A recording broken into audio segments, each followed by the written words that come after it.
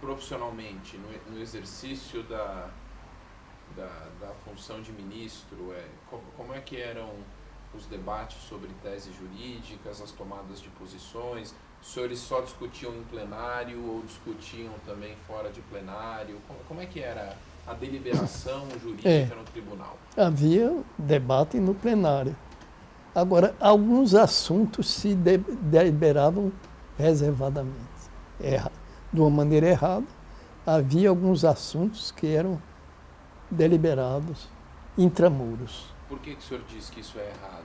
Errado, porque isso aí houve um período, eu acho que tudo deve ser público, né? Como é hoje. Hoje não se pode pensar em alguma coisa que seja, porque o direito à informação hoje é reconhecido pela Constituição. Que tipo de assunto? Mas desculpa, Rafael, quando o senhor diz intramuros, Intramuros quais são os muros? era reservadamente, quer dizer, era um jeito que ninguém assistia, só os próprios ministros participavam. Mas era em plenário, ainda assim. Não, era intramuros, eu digo, era numa sala adequada.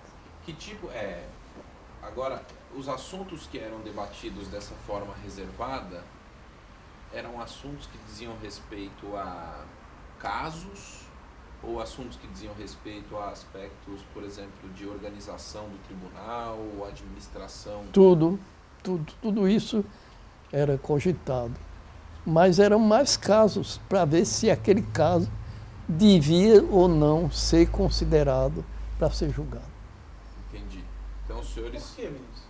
Hein? Por que? Haviam casos que os senhores achavam por bem não julgar? Não, que não fosse público, porque era um assunto delicado na época, né? E esse debate prévio visava, então, a que o caso, quando fosse apresentado em plenário, não fosse objeto de polêmica explícita. É isso? Porque Pode-se entender assim. Porque o voto... Pode-se entender assim.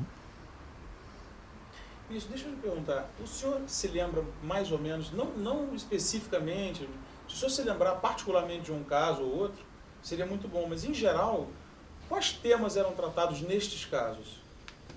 De uma forma geral, qual era a natureza desses casos, decididos intramuros?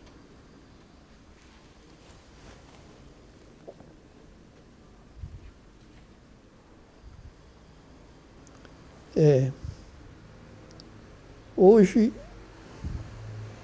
a Constituição só admite que seja levado a julgamento pelo Supremo a chamada questão relevante. Hoje. Mas, naquela época, era mais ou menos parecido o que se fazia.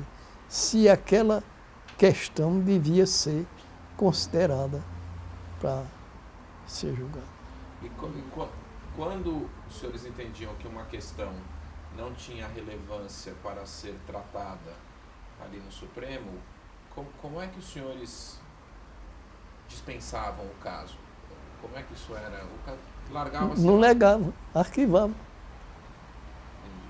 O negócio não era correto. Digo hoje que não era correto. Mas o que eu lhe pergunto é o seguinte, haviam casos que publicamente os senhores arquivavam, mas haviam outros que eram tratados intramuros, como certo. O senhor diz. Esses que eram tratados intramuros, imagino que havia uma triagem prévia. Quais vão para plenário, quais vão ser intramuros. Certo. O que eu lhe perguntei, se o senhor se lembra, qual era mais ou menos a natureza de um caso para que ele fosse tratado intramuros. Que tipo de casos? Que tipo de casos eram tratados intramuros? Os senhores diziam, olha, isso aqui não vamos levar a plenário. Quais eram as matérias? Era em função da matéria? Era em função das partes? O senhor se lembra? Era em função... Hein? Das matérias, né? Das matérias. Era em função das matérias. Minha assessora aí... Era em função das matérias. E o senhor, nessa época, eu imagino que tendo matérias sensíveis, o senhor poderia dizer que havia ou não havia, ou em que medida havia, ou em que medida não havia, uma interferência do Executivo no trabalho do STF? Isso acontecia? Isso não. Não. Não. O Supremo sempre atuou com muita independência. Muita independência. E é uma coisa que se verifica até hoje, essa independência do Supremo. Quer dizer, juízes como esse que está julgando o chamado ministro Joaquim Barbosa, ele foi indicado pelo Poder Executivo, mas a independência dele é total. Não está, né, recebendo nenhuma influência.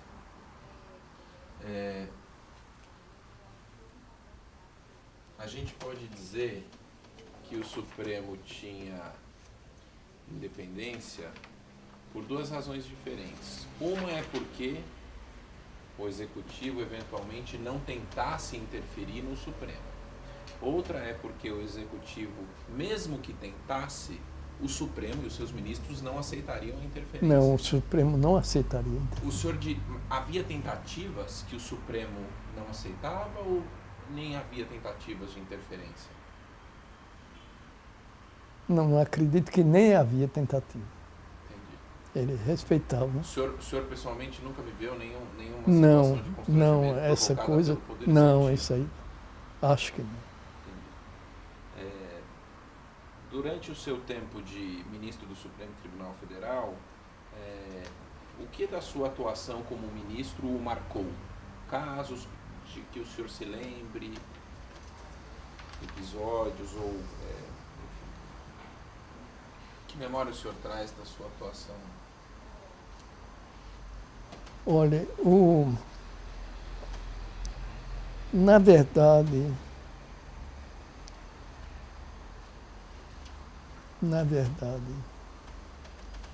a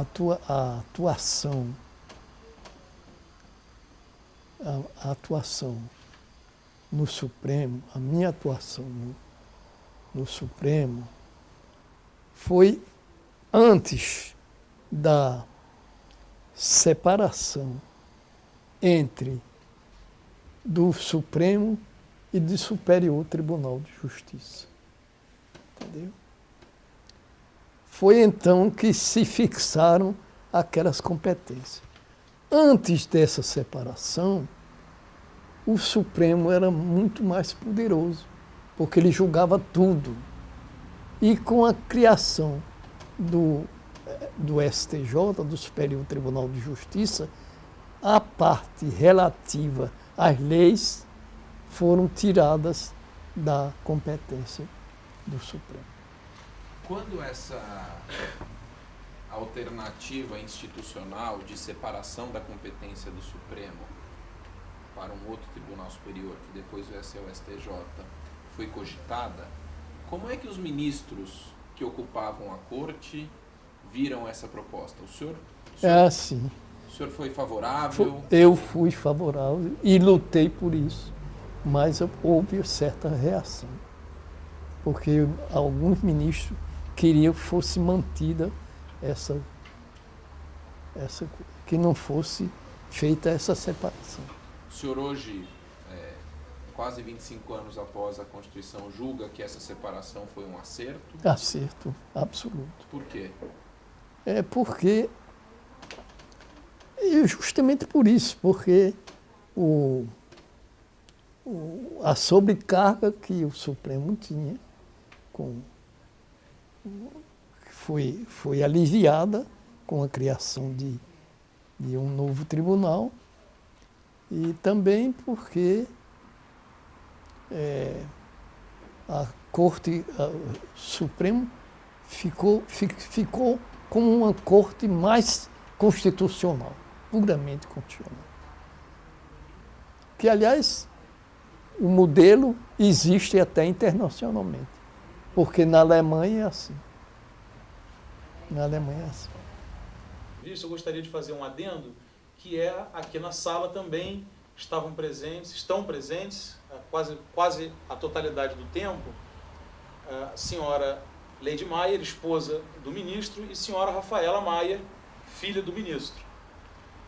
Então, retomando, ministro, nós paramos aqui na sua atuação como ministro do Supremo na Justiça Eleitoral. O senhor atuou no Superior Tribunal Eleitoral. Certo. O senhor tem memória de como foi essa experiência? Erradamente, o Tribunal Supremo Eleitoral, quem fosse ministro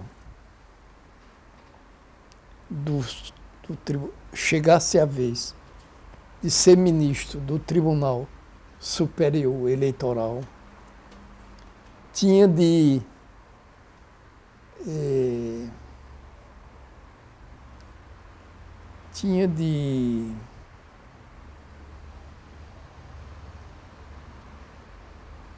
renunciar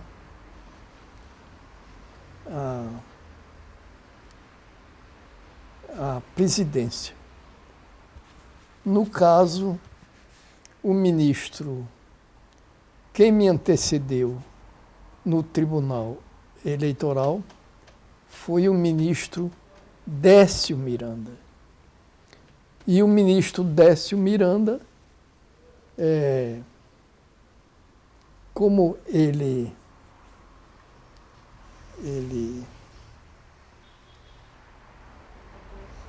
hein? Como ele Adoeceu, ela disse. Que ele adoeceu. O ministro Décio Miranda ficou doente. Adoeceu, né? E teve de se aposentar, né? Se aposentou, né?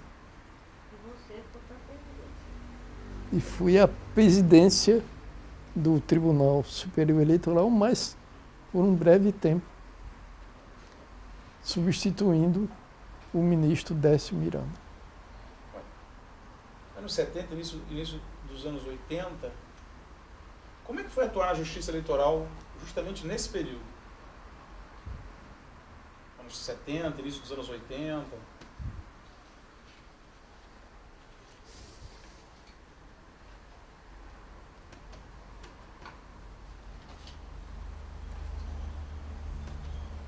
O senhor tem recordação, por exemplo, Quais processos eleitorais o senhor participou? de processos eleitorais importantes de que o senhor tenha participado, o impacto, se é que houve, do movimento das diretas, como é que isso se fazia sentir no tribunal, se é que se fazia? Não sabe, aí é muito esforço, eu não me lembro realmente dos processos que tinha participado. Deixa eu lhe fazer uma pergunta, ministro, um pouco mais abrangente sobre a sua atuação no Supremo. Se o senhor pudesse nos dizer qual foi o momento mais marcante da sua atuação no Supremo Tribunal Federal. Escolheu um momento, esse foi o mais marcante, qual seria?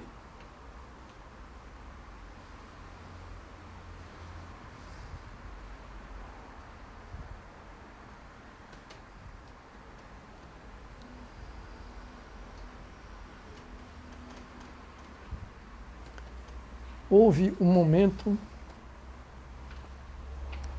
em que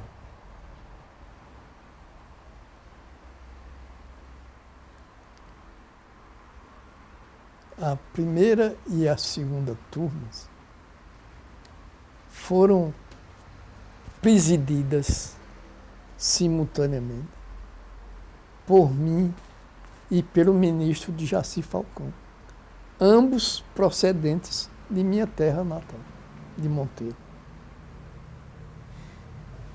Entendeu? O senhor presidia a primeira, o ministro de Jaci presidia a segunda. A segunda. Então, o Supremo era presidido... Certo, por Monteiro. As turmas, por monteirenses. Por monteirenses. É verdade. Ministro, e a chegada da Constituinte? Né? A abertura da Constituinte, enfim, isso foi um processo importante, membros É. do Supremo Tribunal Federal se envolveram Aí, exatamente? Como é que o senhor revelou Ulisses Guimarães teve uma grande abertura para o Supremo, sempre considerou o Supremo, sempre procurava me ouvir, E eu tive mesmo muita influência. Eu tinha até um ministro designado para representar o Supremo na Constituinte, que foi o ministro Sidney Sanches. Era lá designado. E tudo isso graças ao velho Ulisses Guimarães, Como é que o que senhor era uma conheceu, figura extraordinária. Como o senhor conheceu o doutor Ulisses? Ora, Ulisses Guimarães, não sei se eu conhecia, porque ele era uma figura importante, né, no Senado, e o Supremo sempre teve relacionamento com o Senado. E daí é que houve o conhecimento. Como era a relação entre o Supremo e o Senado? Era boa, né, porque boas relações, porque o Senado, o Supremo dependia do Senado para várias coisas, né? Várias coisas dependia. A aprovação dos ministros, essa coisa toda. Então havia muito relacionamento do Supremo. Em particular, esses durante a Constituinte, o senhor poderia nos dizer como, com um pouco mais de detalhes, que aí já entra realmente no foco do interesse da nossa pesquisa, como que se deu esse relacionamento entre o Supremo e o Senado durante o processo da Constituinte? Os atores envolvidos, o senhor, o ministro Sidney Sanches, então o senador Dr. Ulisses. Certo. Como é que se dava isso? O senhor poderia contar para a gente um pouquinho mais de detalhes? Sim, mas era essa atuação mesmo. Quer dizer, a frequentação, a gente frequentava, eu sempre ia lá, sempre me encontrava com o Ulisses, eu pessoalmente, Sidney Sanches estava permanentemente lá, de maneira que era uma coisa permanente. Os senhores chegavam ao detalhe de debater assuntos jurídicos e como eles apareceriam na Constituição? Perfeito, assim que se fazia. Então, e como é que era essa dinâmica? O Ulisses trazia uma dúvida ao Supremo, ou levava uma proposta, ou o Supremo levava uma proposta ao Ulisses? Nós íamos a ele, quer dizer, o Ulisses também foi várias vezes na minha casa, entendeu? Para discutir A Constituição.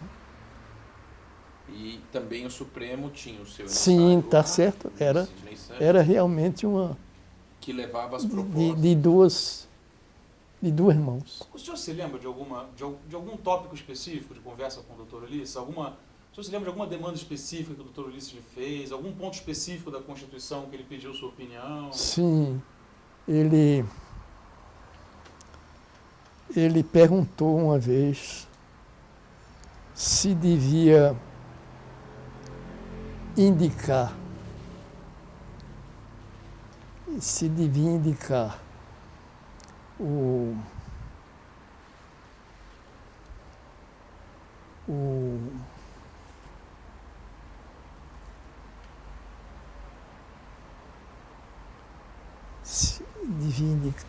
como era, que eu sugeri até que ele indicasse para o lugar que ele pretendia, que indicasse agora eu estou um pouco perdido em matéria de memória. Depois eu posso me lembrar e digo a vocês. Você foi muito solicitado por Ulisses, pelo próprio Ulisses, de adiantar, tudo. Ulisses, isso eu me lembro. O Ulisses foi e me perguntou se devia indicar para, assim, dar um apoio a ele na Constituinte, a um sujeito lá de São Paulo, E eu desaconselhei ele fazer isso. Mas agora não me lembro do nome dele. Era alguém a ser nomeado? Não, designado. Designado para uma função. Para uma função de dar apoio. Então, o Ulisses achou muito interessante até quando eu disse a ele que achava melhor que ele indicasse outro. E ele então achou muito interessante e aceitou e disse até que aquela pessoa que eu estava lembrando em primeiro lugar era chamado de meu Deus, agora me esqueço o nome dele, me esqueço. Mas o senhor então não era necessariamente solicitado para assuntos técnicos do direito. O senhor opinava sobre vários assuntos. Sim. Era aquela atuação, era um ofício de mão dupla entre o Supremo e a Constituinte. Algum assunto propriamente jurídico? O senhor tem a lembrança? Algum assunto que tocasse mais respeito à técnica ou mesmo a... algum assunto mais que não fosse político? Que não fosse a nomeação de alguém? O senhor tem memória de alguma? Sim. Algum instituto jurídico sobre o qual ele consultou? Era isso mesmo. Eram assuntos jurídicos e políticos, não se fazia muita distinção. Como é que o senhor e o Supremo, como todos os ministros, se portaram quando a Constituição foi aprovada e não havia ainda ganhado vigência, enfim? Qual foi a posição do Tribunal, dos ministros, em relação às suas manifestações públicas no tocante àquela nova Constituição, que logo passaria a ser a matéria-prima do trabalho dos senhores, porque o Supremo passaria a ser o guardião daquela nova Constituição? Como é que foi esse posicionamento do Supremo diante da nova Constituição nos momentos anteriores à sua vigência imediata? A maioria do Supremo, porque houve resistência, a maioria do Supremo aceitou completamente e concordou com aquelas modificações que tinham ocorrido. Não estou ouvindo. Hein? Não estou ouvindo o que você está dizendo. Como? Não ouvi o que você disse. Você não ouviu. Que a maioria do tribunal aceitou o novo documento. Uma minoria, isso significa que alguns não aceitaram a nova Constituição. Resistiram um pouco, acharam que era... Em relação a que houve resistência? Queriam, por exemplo, essa coisa, esse assunto que eu falei com vocês, dessas decisões que eram intramuros, eles queriam que permanecesse. Que não houvesse. Entendeu? Que houvesse isso. Depois da Constituição, acabou o julgamento intramuros? Acabou, felizmente. O que mais mudou na dinâmica decisória do Supremo com a nova Constituição? Essa é uma mudança relevante. Existiam julgamentos que não eram públicos e isso acabou. Sem dúvida. Sem dúvida que hoje a Constituição é um notável documento. Hoje, eu, Rafael, Leonardo, nós fizemos faculdade de Direito, nós aprendemos a Constituição de 88, então parece que a gente já nasceu, eu, Rafael, Leonardo, no mundo onde a Constituição de 88 já está aí. A gente nasceu no mundo da Constituição. O senhor era ministro do Supremo quando ela passou a vigir. Então eu pergunto ao senhor o seguinte, o que mais mudou com a Constituição de 88? Além dessa que é relevante, que é o fim dos julgamentos intramuros. Que mais mudanças o senhor testemunhou?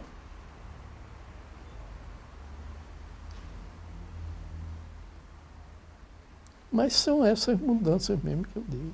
Hoje a abertura, a positividade da Constituição é uma coisa extraordinária e completa, plena, inteiramente. Do ponto de vista da dinâmica de julgamento, a maneira de organização do Supremo, o senhor se lembra de alguma mudança? Os poderes do presidente, a dinâmica dos votos, a competência do Supremo Tribunal Federal. São essas que eu já chamei a atenção, que vieram com a criação do Superior Tribunal de Justiça, dividindo as atribuições. Isso aí foi a pedra de toque da nova Constituição. Eu gostaria, sim, de perguntar ao senhor, ministro, se, dentre os casos que o senhor julgou, ou dentre os casos que o senhor foi relator, se o senhor tem algum que guarda especialmente na memória, ou qual seria o caso que o senhor diria, o caso mais relevante que o senhor julgou como ministro do Supremo? Seja como relator, seja como revisor, seja como vogal. O senhor teria um caso para dizer qual seria o mais relevante? O que mais marcou o senhor? Ou o que mais lhe marcou? O caso que eu acho que eu julguei mais relevante foi um caso em que se discutiu o problema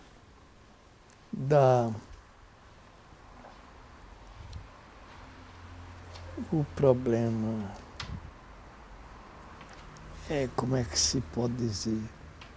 Se discutiu o problema que foi posto em pauta da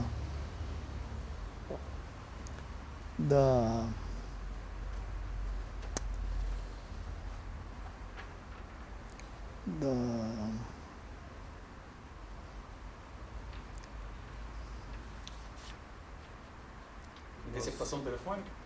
É? Interceptação telefônica? Não. Nós temos aqui a lista de alguns casos. Caso BNH, o senhor atuou. Questão da fidelidade partidária. Aqui já é a Constituição antiga. A nova Constituição. Habeas data? Habeas data. Não era. Não era. Aplicabilidade dos novos dispositivos. Hein? Aplicabilidade dos novos dispositivos constitucionais. Quais tinham aplicabilidade imediata? Isso aí foi defendido da tribuna que o Supremo devesse julgar, porque tinha tido maioria de votos todas as matérias relativas a essa questão Isso foi sustentado pelo advogado Dr. Zé Paulo Cavalcante, do Recife, que defendia essa ideia. E eu me lembro que rebati, e ele achou, se sentiu vencido na hipótese, me disse ele depois, que eu sustentei que aquela tese dele, embora houvesse uma maioria, mesmo que houvesse a maioria, essa maioria não era uma maioria simples, tinha de ser uma maioria qualificada, porque senão, se não fosse assim, estava se reformando implicitamente a Constituição, emendando a Constituição sem que houvesse esse direito. Eu acho que esse foi o julgamento mais relevante de que eu participei. Isso. primeiro dia fora do Supremo? O senhor se lembra como foi? Um dia depois do senhor ter se aposentado do Supremo?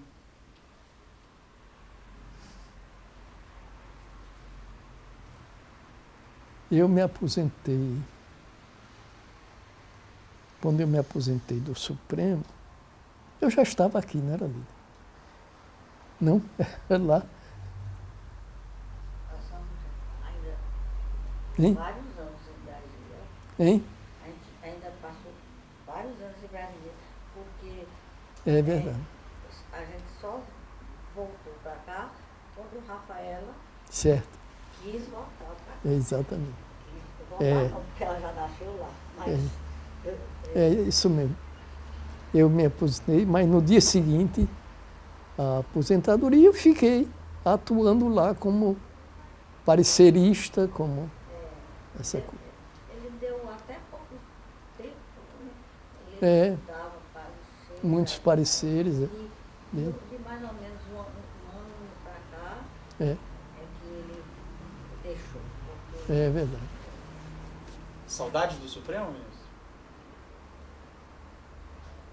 Olha, eu fui agora no. Houve agora, há pouco tempo, nós fomos a Brasília porque houve uma homenagem do Supremo aos ministros aposentados.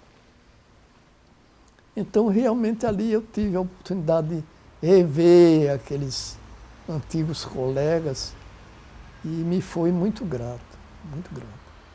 Eu posso dizer que tenho saudade do Supremo. Como é que o senhor observa hoje a atuação do Supremo Tribunal Federal? O senhor mencionou um caso, o relator de um caso, então o senhor, imagino, acompanhe a atuação do Supremo. Como é que o senhor hoje avalia a instituição, a sua atuação? Aí eu prefiro não dizer, porque estou julgando pessoas vivas, né? Eu pedi ao senhor uma avaliação da instituição. Né? Como é que o senhor vê o funcionamento da... Mas é isso que eu digo. É isso que eu digo. Eu teria de fazer, eu já disse em relação à atuação do ministro Joaquim Barbosa, que tem sido uma atuação realmente brilhante. Mas não queria descer a maior dela, porque aí já estou entrando em julgamentos individuais, o que não devo fazer. Eu só preferia. Então, a sua atuação foi basicamente como um advogado parecerista, depois que o senhor se aposentou? Sim, Basicamente dando pareceres, o senhor não fazia, não atuava em processos contenciosos? não contencioso, não. Era pareceres. Foi sempre minha atividade, foi essa. Parecerista, contencioso, não. Não me agrada. Existem dois pontos que o Leonardo levantou no último intervalo que são interessantes. O senhor nós não falamos aqui sobre uma dimensão acadêmica da sua carreira. O senhor deu aula, o senhor escreveu livros, artigos. O senhor atuou como professor de direito? Eu atuei por um breve tempo como professor aqui em Recife, na Faculdade de Economia. Eu atuei como professor. E também na Faculdade Católica eu atuei como professor por um breve tempo. Por um breve tempo. Em Brasília, não? Em Brasília. aonde? Brasília. Foi aqui? Sim, não, mas ele perguntou se em O senhor Brasília. deu aula em Brasília? Hã? Se ele foi professor lá em Brasília. Se ele foi professor lá em Brasília ou só aqui em Recife? Só aqui. Sim. Leonardo, com relação aos círculos? Pois é. De 1955 a 1963, o senhor foi diretor de Estudos Sociais da Federação dos Círculos Operários de Pernambuco. Eu tenho muita curiosidade em saber o que significava isso. É verdade. Você se lembra dessa sua atuação? É verdade. É verdade. Os círculos operários são uma organização muito interessante de apoio aos operários católicos, e eu tinha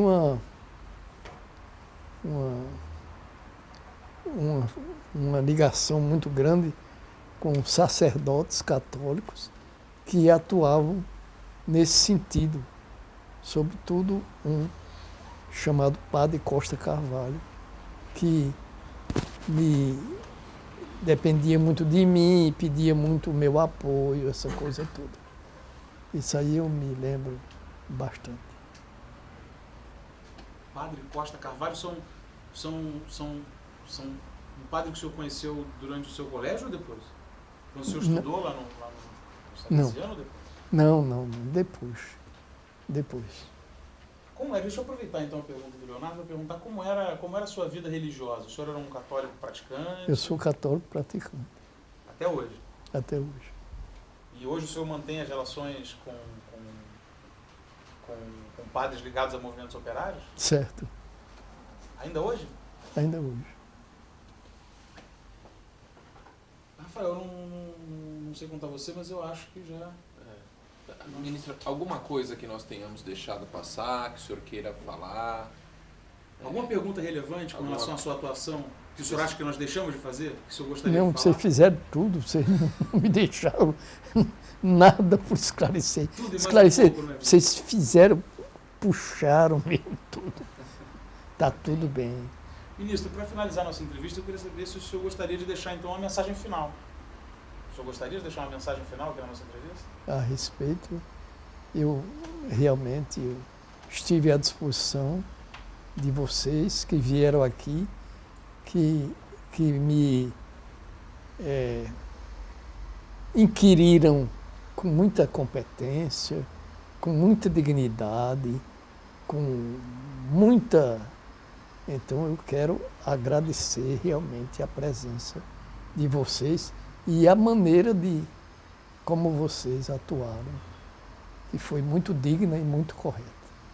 Ministro, Nós é que agradecemos. nós é que agradecemos em nome da Direito Rio, da Direito GV e do CPDOC, enfim, da Fundação Getúlio Vargas.